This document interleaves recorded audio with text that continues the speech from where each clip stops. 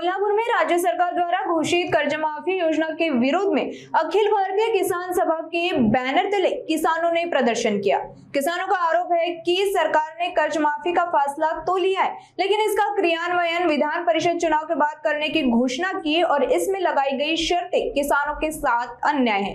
जिला कलेक्टर कार्यालय के बाहर प्रदर्शनकारियों ने बिना शर्त कर्ज माफी और कर्ज मुक्ति की मांग को लेकर कर्ज माफी नहीं कर्ज मुक्ति दो, उद्योगपतियों को 16 करोड़ कर्ज माफी, किसानों को धतूरा जैसे जोरदार नारेबाजी व पोस्टर संदेश के माध्यम से अपना आक्रोश व्यक्त किया। साथ ही शासन के जीआर के प्रति जलाकर विरोध जताया।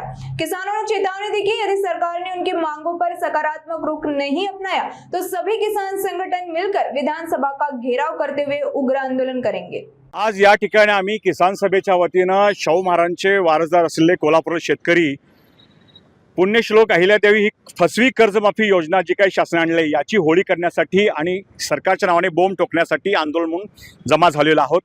राज्य सरकारने ही जी काही योजना जाहीर केलेली आहे ही शेतकऱ्यांच्या तोंडाला पाणी पुसलेली आहेत, कारण याच्यामध्ये फक्त 50,000 शेतकऱ्यांच्या हातामध्ये मिळणार आणि शिवाय 32,29,000 इतके शेतकरी याच्यावरून वगळले जाणार आहेत। शिवाय सहकारी क्षेत्रामध्ये काम करणारे जे काही कामगार असतात जोडधंदा म्हणून ज्यांना पगारी वेळ मिळत नाही असे साखर कामगार असतील, दूध डेअरीमध्ये असं काम करणारे कामगार असतील, यांना या कर्जमाफीतून वगळले जाणार आहे। खऱ्या अर्थाने आमची मागणी होती कर्जमाफी नको, कर्जमुक्ती व्हायला पाहिजे। खतांचे दर वाढलेले आहेत, इंधनाचे दर वाढलेले आहेत, बी बियाणांचे दर वाढलेले आहेत आणि अशा अवस्थेमध्ये या कर्जमाफीतून शेतकऱ्यांच्या हातामध्ये काहीच होणार नाही। एकीकडे हे जे उद्योगपती आहेत यांची 10 वर्षांमध्ये 16 लाख कोटी एवढी कर्जमाफी या केंद्र सरकार राज्य सरकारने केलेली आहे आणि दुसऱ्या बाजूला शेतकऱ्यांना मात्र ह्या वाटाण्याची अक्षता दाखवायचं, तोंडाला पाणी पुसण्याचं काम हे सरकार करते आहे। या सरकारचे दिवस आता भरलेले आहेत।